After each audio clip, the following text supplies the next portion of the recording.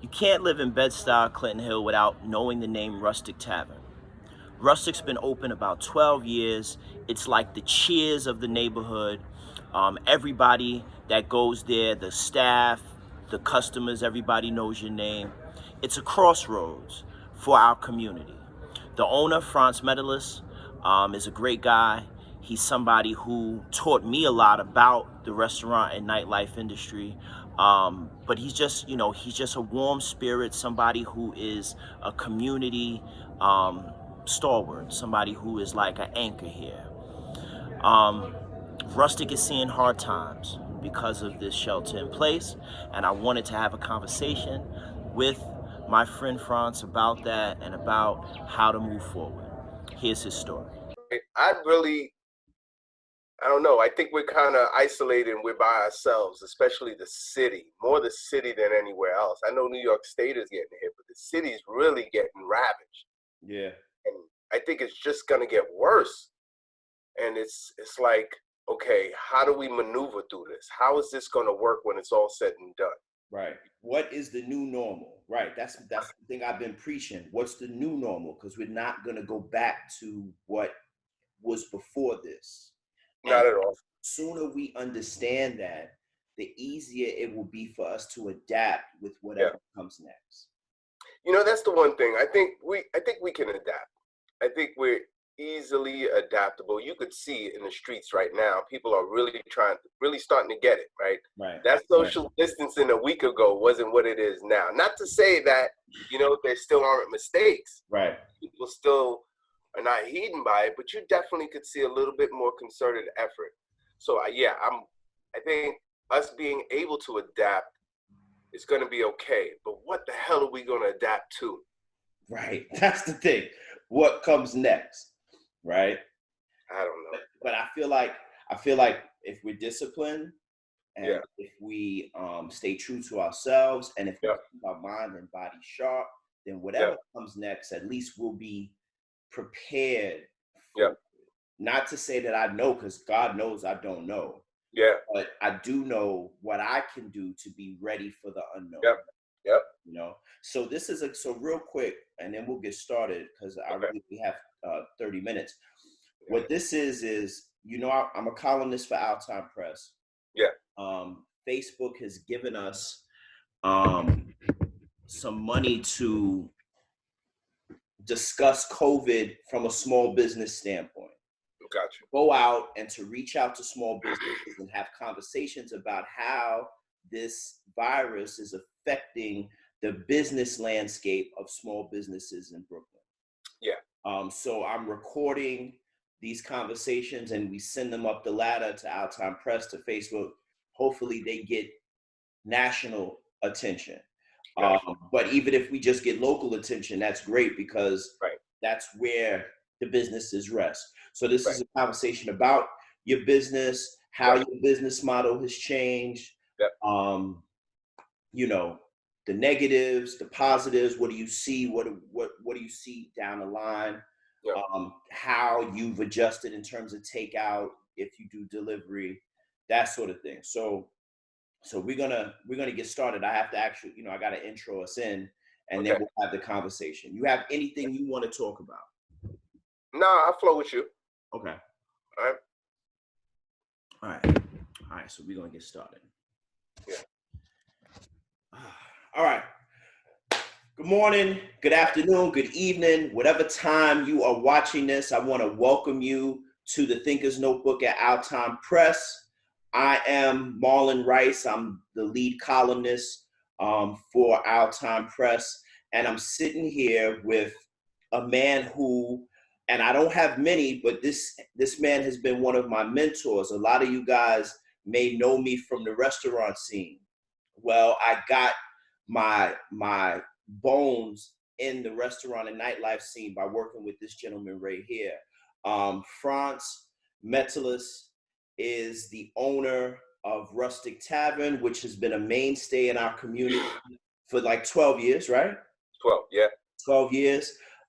He's been a lot more than just a restaurant owner. He's been a friend. He's been a brother. He's been a business partner. He's been a soundboard for many people. Anybody who sees this that has ever been to Rustik, they know exactly what I'm talking about. We got a lot of love for him in Brooklyn. And so I wanted to have this conversation with him about his business in the midst of this COVID-19 virus, just to get some insight into what he's thinking and to see, what is the next step? What are we doing? All right. Frantz, how you doing, brother? I'm good. Thanks for having me, Marlon. Not a problem. Let's start. Tell us about Rustik. When did you open? Why did you open? So Rustik is a neighborhood tavern. We opened in 2008. And I know the reason we opened is because in this part of Bed-Stuy, Clinton Hill, whatever you want to call it, there wasn't much for people to go to. We didn't have a watering hole or a nice little restaurant for most people to go to. So I decided to open Rustik. It's a full service restaurant, and we just engaged the community like heck. And that's our purpose, and that's why we're here. We do everything from fundraisers. We support our teachers. We support everyone in the community, all the politicians, all the local politicians, all the local non-for-profits, anyone who wants to do something and wants to springboard it. We try to find a way to help. That's facts. If there was a Cheers in Bed-Stuy, it would be Rustik. Rustik is the crossroads to a lot of different social circles in that Bed-Stuy, Clinton Hill border area. When did you first realize that this COVID-19, this coronavirus, would start to affect your business? Take us back to like day zero, when you realized that you would have to make tough decisions regarding your business because of this virus. So I was monitoring it for a while, right? I was listening to the governor, and I think this was March 13th is when I really started to pay a little bit more attention to it. And then, it was going out that, hey, schools are going to be closed. Now, schools are closed, it's a big deal, especially in New York City, right? If schools are closed, that means most of everything else is shut down. So once the mayor said schools are closed, that's when I said, oh man, we got to close too. There's no way. So then that's when we decided to close.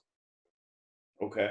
We're trying to do deliveries, but it's not working. I mean, we're a full service restaurant. 90% of our business is inviting customers through our doors. Right. So we can't do that now. Mm-hmm. Right. So we're just doing deliveries, just, to really try to help and support the community, because what I think is we want to try to give people a little familiarity to what it is that we're going through. And if you get a rustic burger, you get a rustic wings, maybe it makes you feel a little better. And that's it. Right. So one of the things, I'm friends with Andrew Ridgie from the New York Hospitality Alliance. And the whole thing came down where Governor Cuomo asked that restaurants go to a takeout and delivery model. Right. One of the things he said in one of his posts really rang true, and that's New York City really doesn't understand not just the importance of the service industry, but how delicate the service industry is. You're talking about bartenders and servers and runners that they live virtually through a tip environment. I mean, they get paid an hourly wage, but their performance on the floor is what gets them from here to here financially. 100%. They work hard. Yeah, you take that away from them and you create a very large disparity in terms of economics immediately. Of course. What's been the climate with your workers? Have you had to let workers go? Obviously, with a takeout model, you've kind of decreased staffing. Speak for a minute about that. I have a staff of 15, and I had to let everyone go. Mm-hmm. We kept one guy on, and he cooks for deliveries. June is around. He's one of our bartenders, our manager, and he helps. But there's no money here. They're pretty much doing it out of the generosity of their hearts, because we don't make enough to really pay them. So, what we do is we come and we just try to help the people in the neighborhood that need help. We just come together and do that, you know, to see a smiling face every once in a while. That's it. Mm-hmm. You know, we just was told that we're going to be quarantined until April 30th. We're going to be in this state of affairs until April 30th. Yep. How long can a business like Rustik last with its doors closed like this? I got to tell you, I don't know. I don't know what kind of funding we're going to get from the government, because that's really important. I got to tell you, if it's just off of our finances, most places won't last. We can't last. You got rents that are going up. You got overheads that's still going up. Those things don't drop, right? Your insurance premiums don't drop. Your gas doesn't really drop. Yes, you could save on labor, you could save on cost of goods, but some places have over $30,000-$40,000 in bills monthly. Mm-hmm. And how are you going to make that up, right? How are you going to make that up per month? So we're looking at March, you got hit. You're looking at April, you got hit. You're already 1,000 in a hole. Mm-hmm. Margins are real tight in this business. Mm-hmm. You know, you don't make 10, 15, 20, 30% margins like other industries. You're making maybe 5% margins if you're lucky. Mm-hmm. So saying that, it's also going to be hard to get a loan, because it's going to be hard to repay, because you don't make enough, right? So it's a tough position. And I hope the government, whatever it is that they're trying to do, really, really helps, because we kind of need it. Right. So I've seen a couple of grants. People have been sending me little grants that are available for small businesses. Mm-hmm. But the thing that really pisses me off is that you have companies like the airline industry that are asking for billions of dollars in bailout money, when we know that the airline industry is going to get that money. They're going to get it back. The moment they open up transportation, people are going to go back to flying, right? The people who need the bailout are the small businesses like you that provide a service for the community, not just in terms of restaurant and bar, but also in terms of providing work for people in the community. This is where they need to have the discussion about the bailout. Yeah, I think so. I think sometimes the small guy is left out, but it's tough all the way around. There is no precedent for anything that's happening here. Right. Right. So, I mean, I do think everyone is really trying to help. I think the concern is there. Let's see what unfolds. Absolutely. On a personal note, how is the family? Everybody's good. How are your boys? Good. Everybody's good. That's good. Because this COVID thing is hitting a lot of people. I've stopped looking at Facebook because I'm starting to see people that I know report that they're positive and, you know, that sort of thing. And so I just want to, you know, I thank you for your time, but I really want you to know that I appreciate everything that you do and continue to do for the community. And I just hope that we're able to outlast this and move to a better space. If anybody wants to contact you about Rustik Tavern, about the work that you do, give them where they should contact you. They can contact me at info@rustiktavern.com. They could shoot us an email right from the website at rustiktavern.com, Rustik with a K. Facts. All right. All right. Bro. Appreciate you. Love you, man. Fam, good. Everybody good? Everybody good, man. God willing. We got my father sequestered. He can't, no one can touch him. We got him like in a China, like in a curio cabinet. Bubble wrap. Right. Bubble wrap. Yeah, but everybody else is good. I think I think the thing that saved us is that Barron thing was a big part. When Barron announced that he had it, immediately that put me in the framework of survival, because number one, my daughter goes to school with his grandson. And his grandson lives in his house. So immediately I got scared, like, oh shit, you know. Right. But then secondly, in my line of work, I come across people all the time that come all day. Right? All day. So immediately I went into shutdown mode. And so I was telling my sister, I'm like, yo, I feel like we're lucky because we didn't get it in that first go around. And then when Barron announced I went into shelter mode immediately. Right. Before, you know what I'm saying, before anybody had to tell me that Friday, which was the 13th, March 13th, right, that's when everything stopped. And because of that, I think, because I have like one of the people that used to manage with me at River, Leah, tested positive. DJ Lance tested positive. Like a lot of people in that industry in the same circle, positive, because you're around a lot of people. Same circle. Right. You know, I feel like guys like us were lucky because we were able to shut down and be aware of it before carelessness caught up to us, if that makes sense. Not to say that people were careless, but to say people weren't really aware of it. You know what I'm saying?